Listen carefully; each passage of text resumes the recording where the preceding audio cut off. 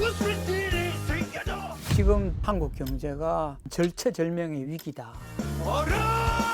제발 믿으셔야 합니다. 왜냐하면 작년에 이제 계엄하고 탄핵이라는 그런 게 있는 바람에 그 뭐 외환 시장도 주식 시장도 출렁했을 뿐만 아니라 소비가 급감을 했거든요. 긴장 말아요.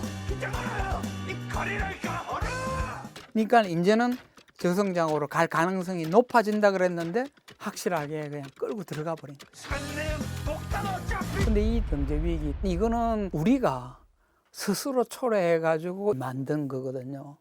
거꾸로 이야기하면요, 우리는 다시 리바운드 할 수 있다고 봐요. 들을수록 똑똑해지는 지식 뉴스. 지금 한국 경제가 굉장히 안 좋습니다. 왜냐하면 소비가 급감했거든요. 그리고 낙폭도 엄청나게 이제 큰 데다가 원래 정부가 한 2.2% 성장할 거라 그랬는데 1.8%로 0.4% 낮췄거든요. 그런데 일반에 있는 전문기관들은 1.8%도 안 믿습니다. JP 모간 같은 기관은 1.9% 꿈도 꾸지 마라. 1.3%로 꺼질 거다. 그 다음에 1.8% 그것도 모르겠다. 그러면은 한국은행도 전망을 수정 발표를 또 하겠네요. 앞으로 할 겁니다. 아마 더 낮출 것 같아요. 금년 성장률은 지난 11월 전망치인 1.9%를 하회할 가능성이 큰 것으로 보이며 향후 성장 경로도 국내 정치 상황 변화, 미 정부의 정책 방향 등과 관련한 하방 리스크가 큰 상황입니다. 우리는 보통 2%대는 성장할 수 있을 거라고 봤지 않습니까? 저는 이걸 안정성장이라고 이야기하고 지금과 같이 돌발적으로 쇼크로 빠져서 1%로 가는 걸 저는 저성장이라고 규정을 하거든요. 그래서 저는 이제 올해가 더 걱정입니다. 굉장히 안 좋습니다. 안녕하십니까. 저는 서울대 국제대학원의 김현철 교수입니다. 반갑습니다. 더 큰 걱정이 이러다가 진짜 일본처럼 잃어버린 30년 경제 상황으로 빨리 들어가지 않느냐라는 그런 큰 우려를 갖고 있습니다. 일본은 명치 유신 이후에 한 거의 150년간 산업화를 해가 축적을 하고 장기 저성장으로 들어갔거든요. 그렇기 때문에 이제 버틸 힘이 어느 정도 있는 나라였어요. 그런데 우리나라는 이제 일본의 반 정도밖에 안 되는 한 70년간 열심히 한강의 기적하고 세계화의 기적을 통해서 일본만큼 됐지만은 그 축적은 일본보다 못한 거거든요. 그렇기 때문에 여기 이제 장기 침체 오면은 우리는 충격을 굉장히 받을 수가 있기 때문에 저성장은 어떻게든 피해야 되는, 그렇기 때문에 저처럼 일본 경제를 연구하는 학자들에 있어서 일본처럼 안 되는 게 중요한 숙제거든요. 문제는 일본보다 더 급속한 스피드로 빨리 지금 진입하고 있는 그 우려가 제가 제일 큽니다. 지난번 강연 때 우리나라 경제가 예수를 지킨다면 일본 저성장처럼은 안 갈 수 있다고 하셨는데 앞으로 한국은 일본과 좀 비슷한 방향으로 가게 될까요? 일단은 한국은 수출은 경착륙됐지만은 이제 마지막은 내수예요. 원래 이제 정부가 이제 내수 부양을 잘하고 해가지고 내수를 어느 정도 지킨다면은 일본처럼 안 될 수가 있어요. 지난 한 3년을 돌아다 보면은요, 의외로 여러 번의 경제적 충격이 있었어요. 그 충격이 이제 누적돼가지고 지금과 같은 경제 위기 상황까지 오게 됐는데, 첫 번째 충격이 한국은행이 우리 경제는 별 문제가 없다고 생각했다가 원래 2023년에 2.5% 성장할 거라는 우리 경제가 갑자기 1.4%푹 갔을 때 그때가 엄청나게 충격이었어요. 왜냐하면은 우리 경제가 보통은 오일 쇼크라든지 외환 위기라든지 코로나 위기와 같은 항상 외부 쇼크가 왔을 때 경제가 위기로 빠졌었어요. IMF 충격도 있었잖아요. 그죠? 그런데 이때도 물론 마이너스 성장을 했지만은 그 다음에 엄청난 플러스 성장을 했거든요. 그래서 지금까지 수많은 위기가 있었지만은 우리나라는 다 V자 회복하면서 금방 극복을 했는데 2025년 경제 성장률이 갑자기 1.9%로 떨어질 거고 2026년 내년에는 1.8%로 떨어질 거라고 예측을 한 거예요. 이게 충격적인 숫자예요. 이런 예측은 우리나라가 70년간 경제 성장한 이후에요, 2년 연속 1% 경제 성장을 하려는 거는 처음 있을 일이에요. 이렇게 되면은 이제 한국 경제가 굉장히 저성장의 나락에 빠질 가능성이 생기게 된 거죠. 그런데 여기에 작년 12월에 폭탄과 같은 일이 벌어졌어요. 비상계엄 선포인데요. 비상계엄을 선포합니다.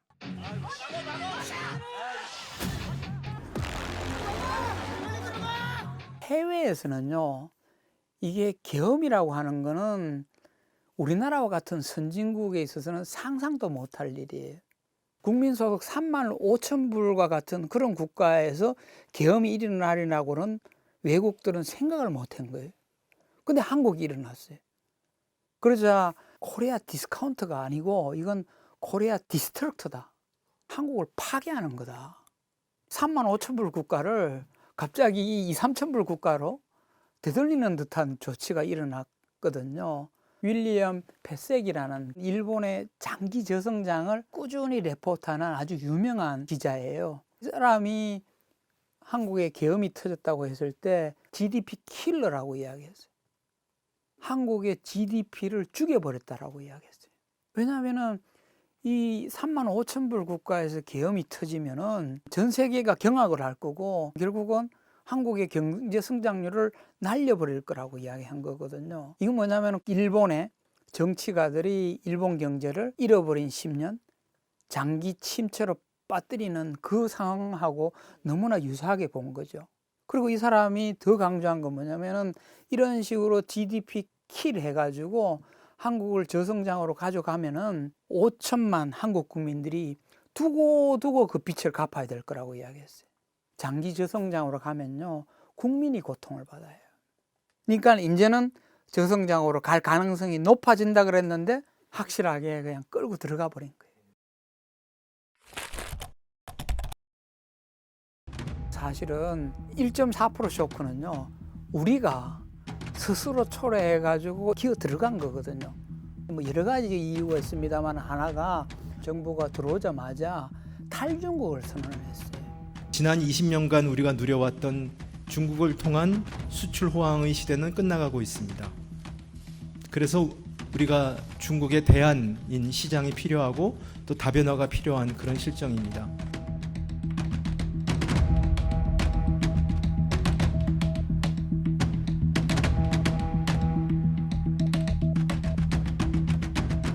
근데 이때 이제 한국의 경제계는 굉장히 반발을 했습니다. 예를 들어 대한상의 최태원 회장님 같은 분은 탈중국이 나오자마자 탈중국 안 된다. 그 논리가 뭐냐면은 이거는 생존의 문제다. 경제라는 거는 아주 냉철히 계산해서 대응을 해야 되는데 중국이 싫다고 이런 감정적인 대응은 절대 안 된다. 그리고 미국조차도 중국을 안 버리는데 왜 우리가 지난 30년간 이렇게 힘들어 개척한 시장을 이렇게 버리느냐. 이렇게 반발을 했지만은 계속 추진해 버렸거든요. 그러자 어떤 현상이 벌어지는가 하면은 중국 시장에서 수출이 뚝 떨어지기 시작했어요. 중국 시장이라고 하는 건 우리나라 제1 수출 시장이거든요. 탈중국 속에 2년간 중국으로부터 수출이 쭉 빠지니까 우리 경제가 충격을 받기 시작한 거예요. 왜냐하면 우리는 통상국가거든요. 전 세계의 국가들하고 교역함으로써 선진국이 된 국가가 갑자기 제1교역국에 수출이 빠지면은 거기서 충격이 오니까 그 다음에 내수 충격이 온 거예요. 이게 이제 2023년에 1.4% 쇼크예요. 중국의 경쟁력이 한국의 경쟁력과 비등한 상황이 됐고 또 중국이 최근 들어서는 이제 침체로 가면서 내리막길인 중국 경제에 들어가서 뭐 하냐라는 의견들이 좀 있더라고요. 중국 기업들이 막 추격이 오니까 탈중국 해야 된다. 이 논리 속에 문제가 뭐냐면은 예를 들어 축구 경기에 막 저쪽에서 팀이 엄청나게 수준이 높아가지고 막 공세적으로 나오면은 모두 전원 수비만 해가지고 축구 경기 이길 수 있나요? 못 이기잖아요. 저쪽이 강해졌다고 해가지고 자 탈중국하고 전원 수비하자. 이거는 게임을 이길 수 있는 룰이 아니에요. 저쪽이 강하게 오더라도 치고받는 속에 우리도 골을 넣을 수가 있는 거고 그래서 이제 이길 수도 있는 이런 경기를 해야 되죠. 그리고 또 시장이 침체됐다라고 하는데 침체돼도 우리의 2배 내지 3배 시장이죠. 우리는 지금 1.4%밖에 성장하지 않는 시장이 돼버렸잖아요. 근데 중국은 침체돼도 4%잖아요. 더군다나 그 성장하는 시장에 가장 가까이 있는 나라가 어느 나라입니까? 우리나라죠. 그러면 우리보다 2배 내지 3배 성장하는 14억 시장이 있다면은 탈중국 하면서 도망갈 일이 아니고 어떻든 거기서 붙어서 그 중에 몇 프로라도 먹으려고 했었어야죠. 그래서 현대자동차가 작년 연말에 대중국 전략을 바꿨어요. In China for Global 전략으로 바뀌었거든요. In China라고 하는 거는 지금까지는 탈중국 정부 정책에 따라서 도망 나오려고 하는 그런 전략에서 아니다. 나는 오히려 In China, 중국에 투자하고 어떻게든 버티겠다 라는 전략으로 바꿨어요. 그 버티는 목적이 포 글로벌 시장을 생각해서라도 중국에서 어떻게든 버티겠다라는. 왜 그런가 하면은 중국 시장이 완전히 바뀌었어요. 과거에는 중국 시장은 세계의 공장이었거든요. 모든 거는 여기서 싸게 만들어서 전 세계에 수출한다 이래 됐는데 중국이 1인당 국민소득이 10,000불이 넘어서는 국가가 되어버린 거예요. 그리고 이 북경 상해 연안 쪽에는요 30,000불 전후의 국민소득을 가진 국가가 되어버렸어요. 중국이 전 세계 1위 시장이 되어버린 거예요. 그러면은 현대자동차가 생각하기에는 이거는 도망갈 게 아니고 공략해야 된다. 포글로벌이 굉장히 중요한 거예요. 왜냐하면은 여기서 못 버티면요 전 세계에서 못 버팁니다. 현대자동차가 지금 전 세계 3위 자동차 메이커지 않습니까? 그리고 2위나 1위 가려고 생각하잖아요. 근데 중국 시장을 버리고 세계에서 1등, 2등 자동차 메이커가 될 수 있느냐?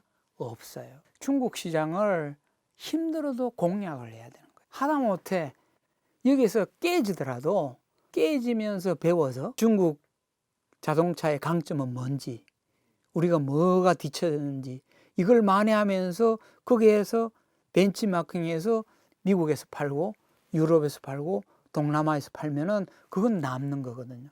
그래서 인 차이나 포 글로벌이 맞는 거거든요.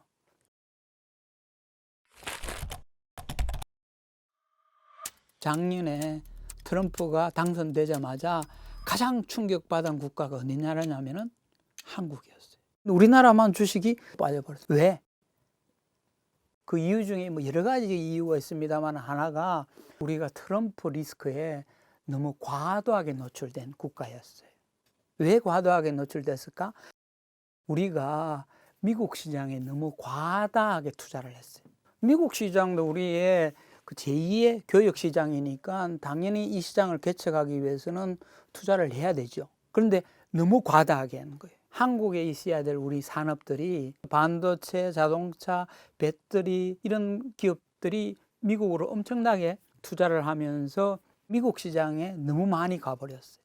이거를 산업 공동화라고 하는 거예요. 이와 더불어 일자리도 우리나라에서 생긴 일자리들이 미국에 생기게 된 거거든요. 2023년에 아주 놀라운 이 통계가 하나 나왔는데 미국에 생긴 일자리 중에 세계 여러 나라 국가들이 만든 일자리 랭킹이 매겨졌는데 우리나라가 랭킹 1위였어요. 우리보다 경제 규모가 3배나 큰 일본이 2023년에 미국에 만든 일자리가 우리 일자리 반밖에 안 돼요. 미국에 일자리를 만드는데 가장 크게 기여한 국가가 대한민국. 그런데 이 일자리들이 아주 비싼 일자리예요.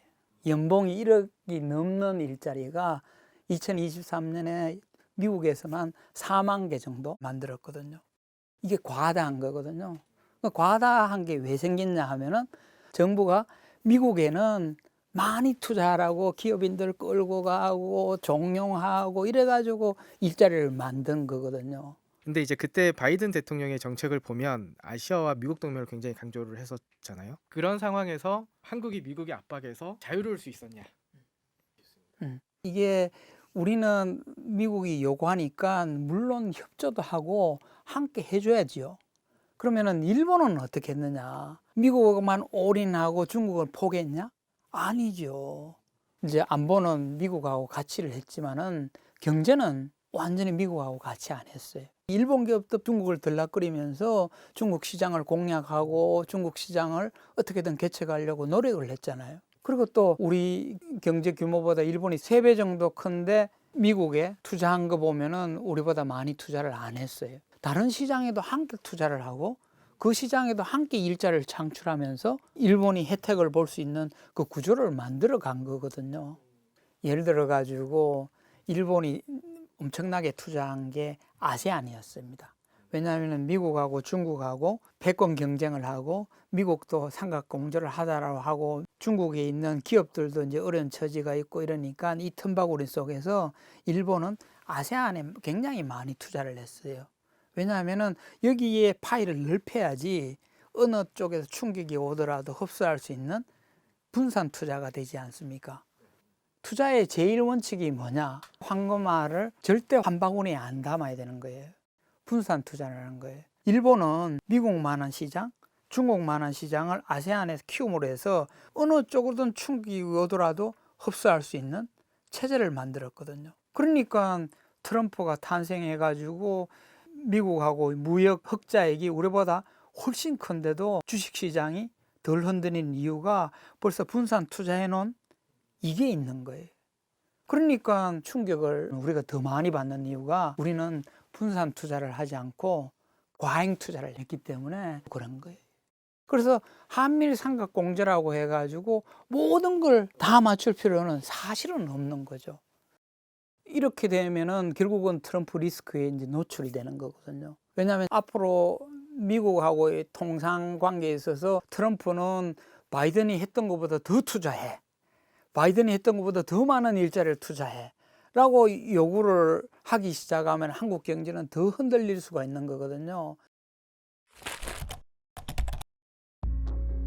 일본처럼 되지 않고 이거를 빨리 벗어나는 게 굉장히 중요한 거거든요. 그래서 구조개혁을 해줘야 되는데 구조개혁의 첫 번째는요, 경쟁력 강화입니다. 앞으로 한국의 가장 큰 화두가 될 거예요. 왜냐하면은 우리가 이 한강의 기적하고 세계화의 기적을 통해서 모든 사회 경제 시스템이 성장 경제에 맞춰져 있었던 거예요. 근데 이제 저성장으로 빠져들면은 이 저성장 경제에 맞춰서 경제 사회 시스템을 바꿔줘야 되는 거거든요. 구조개혁 중에 가장 큰 구조개혁이요, 산업 경쟁력을 강화하는 겁니다. 일본도 장기 저성장에 들어간 게 그 당시에도 일본의 자민당 정부가 잘못했어요. 그때 일본 기업들은 어떤 자세를 취했는가 하면 이 정부 때문에 경제가 이 엉망이 되었다. 이 정부가 제대로만 했어도 경제가 아니었는데 라고 하면서 구조개혁을 안 했어요. 그리고는 나중에는 힘들어지니까 야, 돈 좀 줘. 환율 좀 싸게 해줘. 이런 식으로 또 임경변을 하려고 하다가 나중에 되니까 아이고 아니네. 우리가 경쟁력을 강화했었어야 되네. 우리가 구조개혁을 했었어야 되네. 라고 땅을 치고 후회를 했어요. 후회한 기업 상당수는 사라졌어요. 근데 빨리 구조개혁을 해야 되는구나 라고 과감하게 탈피한 기업들은 지금 살아남았고 더 잘 되고 있어요.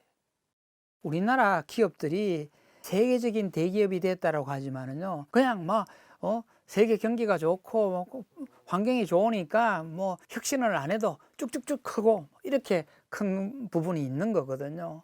그런데 이제 저성장이 되고 중국이 물량 공세로 나오고 이러면은 이 체질을 성숙 시장에 맞춰서 완전히 탈피를 해야 되거든요. 근데 이게 탈피가 굉장히 늦었어요. 삼성전자만 하더라도 너무 메모리 반도체에 빠져들어서 구조개혁을 안 했거든요. 근데 더 큰 걱정은 뭐냐면은 중국 기업들이 따라오는 걸 놓쳐버렸어요. 중국은 놔둬도 돼. 더군다나 저 시장 침체라고 하고 곧 망할 것 같다고 하고 이러니까 저 신경 안 써도 돼 하는 속에 중국 기업이 엄청나게 따라오는 겁니다. I came to see the future. The future is right now. China is very good at technology. They're very good about mass producing it and scaling it as such. 중국 기업하고 싸우면서 중국 기업이 어떻게 경쟁력을 키워오는지, 저걸 어떻게 대응해야 되는지 수많은 고민 끝에 해결책을 내면서 그 속에 자연스럽게 구조개혁이 일어났을 텐데 그렇게 안 했거든요. 이건 절체절명이에요. 이제 더 이상 미룰 수가 없는 수준에 왔기 때문에 구조조정을 하는 게 제1급선무예요. 지금도 안 늦었어요. 지금까지 우리나라를 먹여 살렸던 모든 산업들 다시 한 번 더 철저하게 보면서 완전한 구조조정을 해야 될 타이밍이 온 거예요. 구조개혁의 두 번째가요, 양극화를 완화하는 겁니다. 기업들이 진짜 피땀 흘린 구조개혁 속에서 탈피를 했는데 사줄 사람이 있어야 되는 거잖아요. 근데 저성장이 되고 경제 위기가 이렇게 지속되면은 사줄 사람이 점점점 줄어가는 거예요. 일본이 저성장 30년 만에 이걸 깨달았어요. 초기에는 뭐 구조 개혁을 해서 기업을 도와줘야 됐다고 하고 이랬는데, 소니라든가 토요타라든가 이런 거는 성공을 했는데, 문제는 소니의 제품이나 토요타 자동차를 살 사람들이 돈이 없는 거예요. 이런 구조를 가지고는요, 저성장 못 버팁니다. 그래서 일본이 30년 만에 새로운 자본주의라는 걸 들고 일어났습니다. 새로운 자본주의에서 낸 결론은 뭐냐면은 소득을 올려줘야 되겠다. 임금을 올려줘야 되겠다. 왜? 임금을 올려주면은 소비를 할 수가 있잖아요. 그 소비는 기업들의 제품을 사줄 수가 있잖아요. 그러면은 순환이 생기는 거죠. 여기에 적극 찬성하는 사람이 누구냐?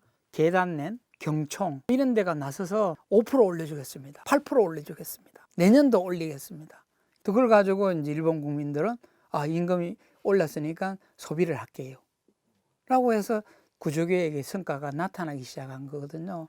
여기서 배워야 돼. 이 산업 경쟁력 강화라는 이 바퀴하고 양극화의 완화, 이 바퀴를 같이 골려서 양쪽을 동시에 이제 구조개혁을 해야 되는 거거든요. 뭐 이번에 내수경기 살리겠다라고 해서 이제 예산의 70%를 상반기에 투입하고 이런 것도 필요하지만은, 근데 그거로는 저는 부족하다고 봐요. 경제가 지금 1.8%에서 1.5%, 1.3% 이렇게 추락할 것 같은데, 이거 어떻게든 버티게 만들어줘야 돼요. 그렇게 하면은 그나마 저는 희망이 있다라고 보는 겁니다. 우리는 일본과 같은 그런 극심한 고통은 피할 수 있다라고 보는 거죠. 교양이를 부탁해가 새로운 채널로 독립해가지고 시작한다고 하더라고요. 저는 이제 초기에 나왔던 멤버로서 교양이를 부탁해라는 이 채널을 굉장히 높이 평가를 합니다. 왜냐하면은 무거운 중후장대의 그런 시대는 저는 끝나가고 있다고 하기 때문에 교양이를 부탁해라는 굉장히 참신한 포맷을 가지고 시작한 걸 저는 높이 평가했는데, 이번에 독립한다고 해서 저는 큰 박수를 보내거든요. 시청자 여러분께서도 이 교양이 부탁에 열렬히 시청해 주시기를 부탁드리겠습니다. 교양이를 부탁해는 이것으로 마치겠습니다. 시청해 주셔서 감사합니다.